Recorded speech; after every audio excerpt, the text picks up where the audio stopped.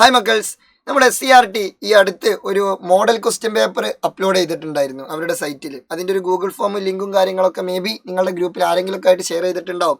ഇനി ആർക്കും ഷെയർ ചെയ്തിട്ട് കിട്ടിയിട്ടില്ലെങ്കിൽ ജസ്റ്റ് ഒന്ന് അന്വേഷിക്കുക. ഞങ്ങളുടെ സ്കൂളിലെ ടീച്ചേഴ്സിൻ്റെ അടുത്തോ ആരെങ്കിലുമൊക്കെ ആയിട്ട് ഉണ്ടാവും ആ സംഭവം. ഓക്കെ, അപ്പോൾ ഇതിൽ 3 സെറ്റ് ക്വസ്റ്റ്യൻ പേപ്പർ ഉള്ളത്. അത് അത്യാവശ്യം കടുകട്ടിയുള്ള ഒരു ടഫ് ക്വസ്റ്റ്യൻസ് ആണ്. അപ്പോൾ അതെന്ത് ചെയ്യണം, എല്ലാവരും കൃത്യമായിട്ട് പഠിച്ചു പോകണം.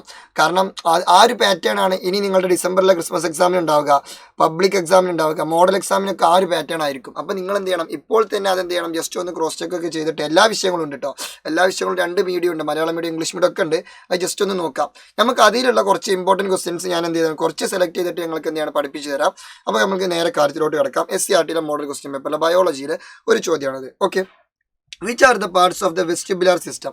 താഴെ കൊടുത്തിട്ടുള്ളവയിൽ വെസ്റ്റിബുലാർ സിസ്റ്റത്തിന്റെ പാർട്ട് ഏതെന്നുള്ളതാണ്. വെസ്റ്റിബുലാർ സിസ്റ്റം കേട്ടോ. വെസ്റ്റിബുലാർ സിസ്റ്റം എന്ന് പറഞ്ഞാൽ ശരീര തുലനം, ബോഡി ബാലൻസിങ്ങുമായി ബന്ധപ്പെട്ട സിസ്റ്റമാണ് വെസ്റ്റിബുലാർ സിസ്റ്റം. അപ്പോൾ ആ ഒരു സാധനമാണ് മൈൻഡിലേക്ക് വരേണ്ടത്. ഓക്കെ, നോക്കാം.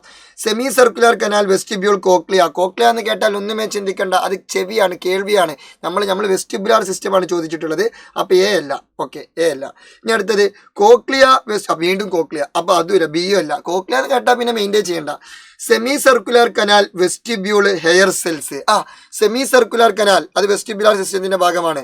വെസ്റ്റിബ്യൂള് എന്തായാലും വെസ്റ്റിബുലാർ സിസ്റ്റത്തിന്റെ ഭാഗമാണ്. ഹെയർ സെൽസും അതും എവിടെയുണ്ട്, വെസ്റ്റിബുലാർ സിസ്റ്റത്തിലുണ്ട്. So the answer is C ആയിരിക്കും. ആൻസർ എന്താണ്? സി. ആൻസർ എന്താണ്? സി.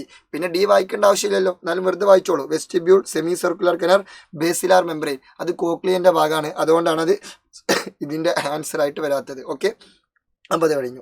ഇനി രണ്ടാമത്തെ ചോദ്യം, ഗീവ് റീസൺ. കാരണം എഴുതാനാണ് പറഞ്ഞിട്ടുള്ളത് കേട്ടോ. ഓക്കെ, ഇതൊരു കിടിലൻ ചോദ്യമാണ്. Colour blindness affects male more frequently. അതായത് വർണ്ണാന്തത പുരുഷന്മാരിലാണ് എന്ത് ചെയ്തത്, കൂടുതലായിട്ട് കാണപ്പെടുന്നത്. കളർ ബ്ലൈൻഡ്നെസ് പുരുഷന്മാരിലാണ് കൂടുതൽ കാണപ്പെടുന്നത്.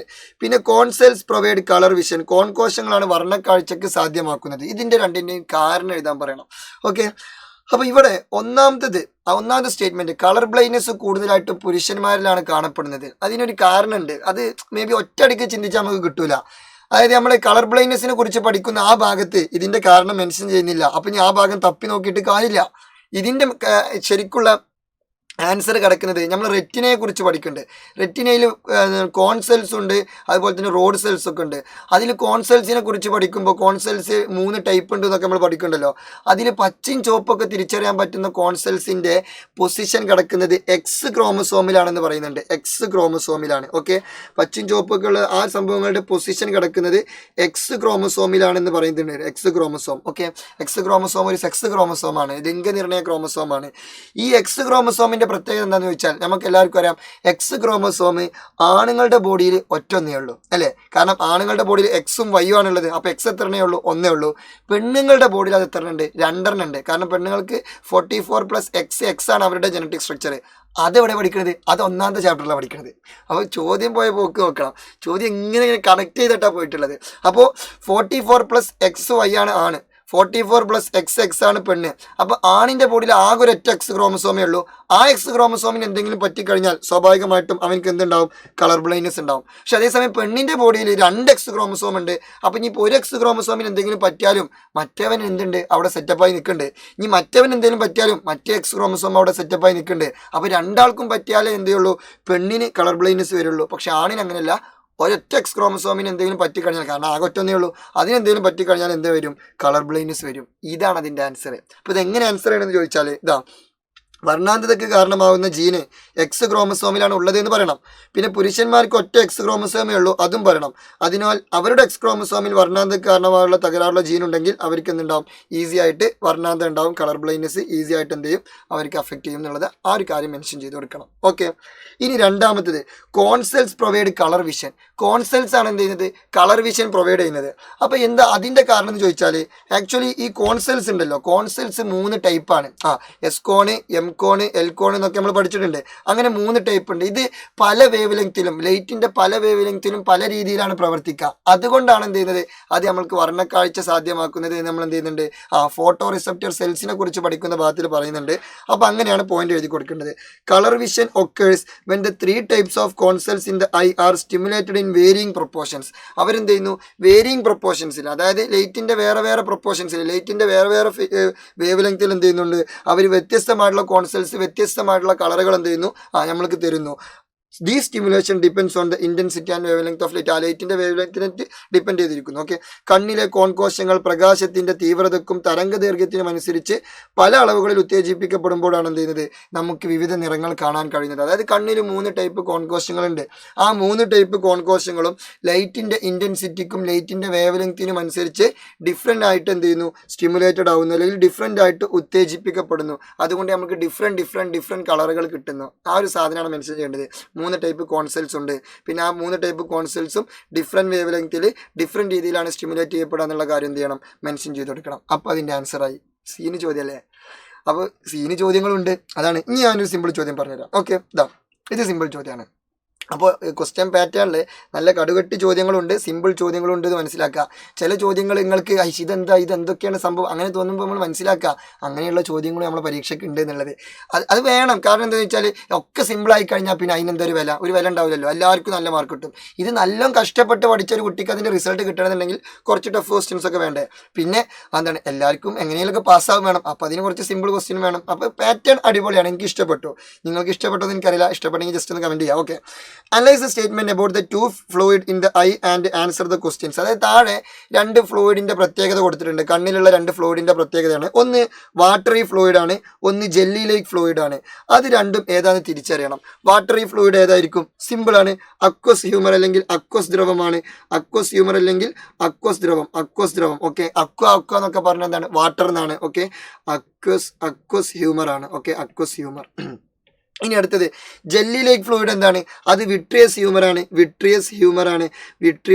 അല്ലെങ്കിൽ വിട്രിയസ് ദ്രവമാണ്. ഓക്കെ, അപ്പോൾ എയും ബിയും കിട്ടി. ഇനി അടുത്തത് ഇവ ഓരോന്നിൻ്റെയും ധർമ്മം എന്തെന്നുള്ളതാണ് ചോദിച്ചിട്ടുള്ളത്. സിമ്പിളാണ്. അക്വസ് ഹ്യൂമറിൻ്റെ ധർമ്മം എന്താണ്? അക്വസ് ഹ്യൂമറിൻ്റെ ധർമ്മം എന്താ വെച്ചാൽ ന്യൂട്രിയൻസ് കൊടുക്കുക എന്നുള്ളതാണ്. ന്യൂട്രിയൻസും ഓക്സിജനും കൊടുക്കുക. ആർക്ക് കൊടുക്കുക? കോർണിയക്കും ലെൻസിനും ന്യൂട്രിയൻസും ഓക്സിജനും കൊടുക്കുക എന്നുള്ളതാണ് ആരുടെ പണി? അക്വസ് ഹ്യൂമറിന്റെ പണി. അതേസമയം വിട്രിയസ് ഹ്യൂമറിന്റെ പണി എന്താണെന്ന് ചോദിച്ചാൽ നമ്മുടെ ഐബോളിന്റെ സ്ട്രക്ചർ നിലനിർത്തുക. ഐബോളിന്റെ സ്ട്രക്ചർ കൃത്യമായിട്ട് മെയിൻറ്റെയിൻ ചെയ്യുക. അതിന്റെ ആകൃതി കൃത്യമായിട്ട് മെയിൻറ്റെയിൻ ചെയ്യുക. നമ്മളെ കണ്ണിന്റെ കണ്ണിന് ഈ ഒരു ആകൃതി കൃത്യമായിട്ട് മെയിൻറ്റെയിൻ ചെയ്യുന്ന പരിപാടിയാണ് അതിക്കുള്ളത്, വിട്രിയസ് ഹ്യൂമറിനുള്ളത്. കാരണം അത് ജെല്ല് പോലെയാണ്. മറ്റേത് അക്വസ് ഹ്യൂമർ, അത് ജലം പോലെയാണ്. ഇത് ജെല്ല്, അത് ജലം അല്ലെങ്കിൽ വാട്ടർ പോലെയാണ്. അതിന്റെ പരിപാടി പോഷകങ്ങളും ഓക്സിജനും, ന്യൂട്രിയൻസും ഓക്സിജനും ആർക്ക് പ്രൊവൈഡ് ചെയ്യുന്നു? ലെൻസിനും കോർണിയക്കും പ്രൊവൈഡ് ചെയ്യുന്നു. അത് സിമ്പിൾ ചോദ്യമാണ്. സിമ്പിൾ ഡയറക്റ്റ് ചോദ്യം, ഡയറക്റ്റ് ആൻസർ. ഓക്കെ, അടുത്തത് ഒരു സ്റ്റേറ്റ്മെന്റ്, 2 സ്റ്റേറ്റ്മെന്റ് കൊടുത്തിട്ടുണ്ട്. നമുക്ക് ജസ്റ്റ് വായിച്ചു നോക്കാം. Night blindness and xerophthalmia. കിട്ടി. വിറ്റാമിൻ എന്റെ deficiency. Okay. Night blindness and xerophthalmia are eye disease caused by deficiency of vitamin A. അതന്നെയാണ് സ്റ്റേറ്റ്മെന്റ്. അപ്പോൾ ഒന്നാമത്തെ സ്റ്റേറ്റ്മെന്റ് പക്ക കറക്റ്റ് ആണ്. രണ്ടാമത് prolonged deficiency of vitamin A causes night blindness. Prolonged deficiency of vitamin A, vitamin എയുടെ continuous ആയിട്ടുള്ള ദീർഘകാല അഭാവമാണ് നിശാന്തത. ആണോ? അല്ല. വിറ്റാമിൻ എയുടെ ദീർഘകാല അഭാവം എന്താണ്? സീറോഫ്താൽമിയാണ്. അതായത് വിറ്റാമിൻ എ കണ്ടിന്യൂസ്ലി കുറഞ്ഞു കഴിഞ്ഞാൽ 0 ആയി പോകും. രാത്രിയും പകലും ഒരു സമയത്തും കണ്ണാൻ പറ്റില്ല. പക്ഷെ നിശാന്തത, നൈറ്റ് ബ്ലൈൻഡ്നെസ് എന്ന് പറഞ്ഞാൽ രാത്രി മാത്രമേ കണ്ണാൻ പറ്റാത്തുള്ളൂ, അല്ലെങ്കിൽ ഡിം ലൈറ്റ് വിഷൻ, അത്ര വെളിച്ചമില്ലാത്ത മങ്ങിയ ഒരു സമയത്തേ കണ്ണാൻ പറ്റാത്തതുള്ളൂ. ഓക്കെ, അപ്പോൾ ഇതിൽ സ്റ്റേറ്റ്മെന്റ് 2 തെറ്റും, സ്റ്റേറ്റ്മെന്റ് 1 ശരിയാണ്. അങ്ങനെ നോക്കൂ, അങ്ങനെ സംഭവം ഇവിടെ ഉണ്ടോ? നോക്കൂ എന്താണ്, അങ്ങനെ പോയിട്ട് വന്നിട്ട് സ്റ്റേറ്റ്മെന്റ് 1 ഈസ് ട്രൂ അല്ല, അപ്പോൾ അത് തെറ്റ്. ബോത്ത് സ്റ്റേറ്റ്മെന്റ് ആർ ഫാൾസ്, അതും തെറ്റ്. സ്റ്റേറ്റ്മെന്റ് 2 കറക്റ്റ്ലി എക്സ്പ്ലെയിൻ സ്റ്റേറ്റ്മെന്റ് 1, അതൊന്നുമില്ല. അവിടെ പോയി പ്രസ്താവന 1 ശരി, 1 ശരി 2 തെറ്റ്. ഓക്കെ, 2 തെറ്റാണോ? 2 തെറ്റ് 1 ശരി. അപ്പോൾ ഇതാണ് ശരിയല്ലേ? ഓക്കെ. പ്രസ്താവന 1 ശരി 2 തെറ്റ്. അപ്പോൾ ഇതിന്റെ ആൻസർ ഇവിടെ പോയി, ഇവിടെ ഇതാ statement 1 is true and 2 is false. ഇതാണ് ആൻസർ കേട്ടോ. Okay, happy. എന്നാ ഞാൻ അടുത്തത്, ഞാൻ എപ്പോഴും ഓർമ്മിച്ചതാണ്. അടുത്തത് analyse the situation given below and answer the question. താഴെ കൊടുത്തിട്ടുള്ള ക്വസ്റ്റ്യനിൽ എന്താണ് സിറ്റുവേഷൻ അനലൈസ് ചെയ്യുക, എന്നിട്ട് ക്വസ്റ്റ്യൻ എന്ത് ചെയ്യുക, ആൻസർ ചെയ്യുക. അതായത് ഇവിടെ ഒന്നാമത്തെ situation, calcium level in blood decreases. അതായത് ബ്ലഡിലെ കാൽഷ്യത്തിന്റെ ലെവൽ കുറയുന്നു. എന്ത് ചെയ്യുന്നു?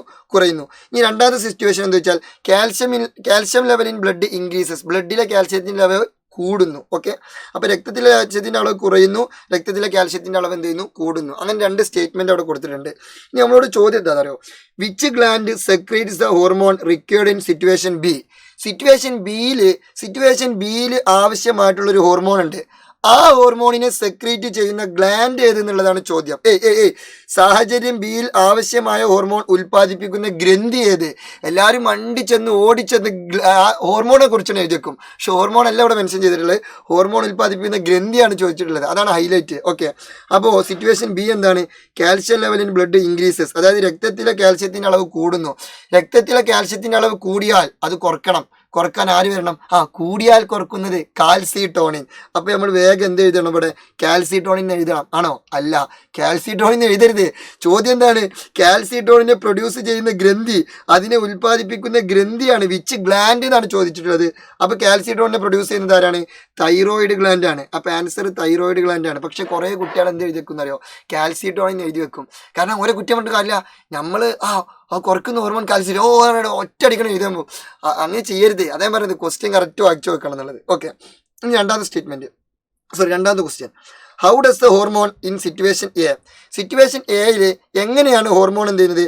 Helps the maintain the normal level of കാൽഷ്യത്തിനെ നോർമൽ ലെവലിൽ നിലനിർത്താൻ സഹായിക്കുന്നത്. അപ്പോൾ സിറ്റുവേഷൻ എ വായിച്ചു നോക്കാം. Calcium level in blood decreases, ഒരാളുടെ രക്തത്തിലെ കാൽഷ്യത്തിൻ്റെ ലെവൽ കുറയാണ് ചെയ്യുന്നത്. അപ്പോൾ കൂട്ടാൻ ആര് സഹായിക്കും? പാരാത്തോർമോൺ സഹായിക്കും. പാരാത്തോർമോൺ സഹായിക്കും എന്നുള്ളതല്ല പാഠം ചോദിച്ചിട്ടുള്ളത്. പാരാത്തോർമോൺ എങ്ങനെ സഹായിക്കും? ഹൗ ഡസ്, എങ്ങനെ സഹായിക്കും എന്നുള്ളതാണ്. അതാണ് ഇവിടെ കൊടുത്തിട്ടുള്ളത്. അതായത് പാരാത്തോർമോൺ എങ്ങനെ സഹായിക്കാന്ന് ചോദിച്ചാൽ, ബ്ലഡിൽ ഇപ്പോൾ നിലവിൽ കാൽഷ്യം കുറവാണ്, അപ്പോൾ കൂട്ടണം.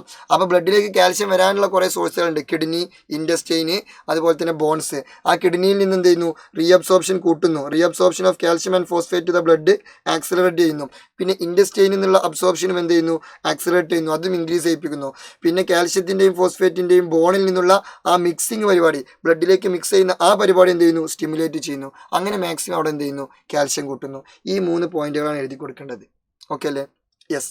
ഇനി ലാസ്റ്റ് ഒരു ക്വസ്റ്റ്യൻ കൂടി ഡിസ്കസ് ചെയ്തിട്ട് വൈൻഡപ്പ് ചെയ്യാം. ഓക്കെ, ഇവിടെ ഈ 3 പെട്ടി ഫില്ല് ചെയ്യാം. പണ്ട് ഞാനൊരു കാര്യം പറഞ്ഞു കേട്ടോ, നിങ്ങൾക്ക് വിശ്വസിക്കാൻ പറ്റുമെന്ന് എനിക്കറിയില്ല. ഇത് എത്ര മാർക്കിൻ്റെ ചോദ്യം അറിയോ? 1 മാർക്കിൻ്റെ ചോദ്യമാണ്. അതായത് ഇവിടെ ഈ 3 പെട്ടിയും ഓരെന്നെ കറക്റ്റ് മാച്ച് ആക്കിക്കാണ്ട് ഇവിടെ 4 ഓപ്ഷൻ കൊടുത്തിട്ടുണ്ട്. നമ്മളോട് ആ 4 ഓപ്ഷനിൽ ഒരു ഓപ്ഷൻ സെലക്ട് ചെയ്യാനാണ് പറഞ്ഞിട്ടുള്ളത്. അതിന് 1 മാർക്കും തന്നിട്ടുണ്ട്. പണ്ട് ഇങ്ങനത്തെ ക്വസ്റ്റ്യൻ വന്നാൽ എത്ര മാർക്ക് കിട്ടും? 3 മാർക്ക് കിട്ടും. ഇപ്പോൾ ഇതും ആണെന്ന് വിചാരിക്കുക. അങ്ങനെ കറക്റ്റ് ഇങ്ങനെ വരച്ചു കൊടുത്താൽ 3 മാർക്ക് കിട്ടി. അപ്പോൾ എന്ത് സുഖം. ഇപ്പം അവിടെ 1 മാർക്കേ കിട്ടുള്ളൂ. അതാ പറഞ്ഞത്, ക്വസ്റ്റ്യൻ ഒന്നും കൂടി എന്ത് ചെയ്തിട്ടുണ്ട്? സൂപ്പർ ആയിട്ടുണ്ട് എന്നുള്ളത്. ഓക്കെ, ഒന്നും ചെയ്യാനില്ല, ദുആ ചെയ്യാം. നമ്മൾ പഠിക്കാന്നല്ലാതെ വേറൊരു ഓപ്ഷനും ഇതിലില്ല. നോക്കൂ, നമുക്ക് വായിച്ചു നോക്കാം. അൾഡോസ്റ്റിറോൺ. ഫസ്റ്റ് ഇത് എന്താണ്? അൾഡോസ്റ്റിറോണിന്റെ പരിപാടി എന്താണെന്ന് ചോദിച്ചാൽ റെഗുലേറ്റ് ബ്ലഡ് പ്രഷറാണ്. ബ്ലഡ് പ്രഷർ റെഗുലേറ്റ് ചെയ്യുക എന്നുള്ളതാണ് ആരുടെ പരിപാടി? അൾഡോസ്റ്റിറോണിന്റെ പരിപാടി. ബ്ലഡ് പ്രഷർ റെഗുലേറ്റ് ചെയ്യലാണ് ആരുടെ പരിപാടി? അൾഡോസ്റ്റിറോണിന്റെ പരിപാടി. അപ്പോൾ ഇവിടെ പി എന്താണ്? P3 ആണ്. P3. ഓക്കെ, 3 കുത്ത്. ഇനി ആൻഡ്രോജൻ എന്ന് പറഞ്ഞാൽ എന്താണ്? അതൊരു സെക്ഷൽ പരിപാടി കൺട്രോൾ ചെയ്യുന്ന ആളാണ്. Okay, control sexual development. അപ്പോൾ Q എന്താണ്? Q1 ആണ്. 1. ഓക്കെ, പിന്നെ അടുത്തത് കോർട്ടിസോൾ എന്ത് ചെയ്യുന്നു? സപ്രസ് ദ ഇമ്മ്യൂൺ റെസ്പോൺസ് അല്ലെങ്കിൽ പ്രതിരോധ പ്രവർത്തനങ്ങൾ എന്ത് ചെയ്യുന്നു? സപ്രസ് ചെയ്യുന്നു, മന്ദീഭവിപ്പിക്കുന്നു. അപ്പോൾ R എന്താണ്? R 2 ആണ്. R 2. ഓക്കെ, അപ്പോൾ P3 Q1 R 2. അങ്ങനെ ഒരു ഓപ്ഷൻ ഉണ്ട്. നോക്കൂ, P3 Q1 R 2. So the answer is B ആണ്. ആൻസർ ഏതാണ് വരിക? ബി. ഹാപ്പി അല്ലേ? അപ്പോൾ നമ്മൾ എന്ത് ചെയ്തിട്ടുണ്ട്? കുറച്ച് ക്വസ്റ്റ്യൻസ് ഡിസ്കസ് ചെയ്തിട്ടുണ്ട്. അപ്പോൾ ഇനി എന്ത് ചെയ്യുക? ഇതുപോലത്തെ ഒരുപാട് ക്വസ്റ്റ്യൻസ് നമുക്ക് ലൈവിലും ആപ്പ് ക്ലാസ്സുകളിലും മറ്റൊക്കെ ആയിട്ട് ഡിസ്കസ് ചെയ്യാം. അപ്പോൾ നമ്മൾ ആപ്പിൽ ജോയിൻ ചെയ്യാൻ ഇനി ആരെങ്കിലും ബാക്കിയുണ്ടെങ്കിൽ വേഗം ആപ്പിൽ ജോയിൻ ചെയ്യുക. അസ്ത്ര ബാച്ചിൽ ജോയിൻ ചെയ്യുക. അസ്ത്ര ബാച്ചിൽ നമ്മൾ കുറേ കാര്യങ്ങൾ ഡീറ്റെയിൽ ആയിട്ട് ഡിസ്കസ് ചെയ്യും. പിന്നെ ഇത് നമ്മളെ നെക്സ്റ്റ് എക്സാമിൻ്റെ ഒരു പോസ്റ്ററാണ്. നെക്സ്റ്റ് എക്സാമിന് ആർക്കെങ്കിലും താല്പര്യം ഉണ്ടെങ്കിൽ ഇതിൽ എന്ത് ചെയ്യുക? ജസ്റ്റ് ഒന്ന് സ്കാൻ ചെയ്തിട്ട് ജോയിൻ ചെയ്യുക. ഉഷാറാക്കുക, അടിപൊളിയായിട്ട് പഠിക്കുക. അപ്പോൾ good bye, C you soon. ഇത് നിങ്ങളുടെ സ്വന്തം അറക്കൽ.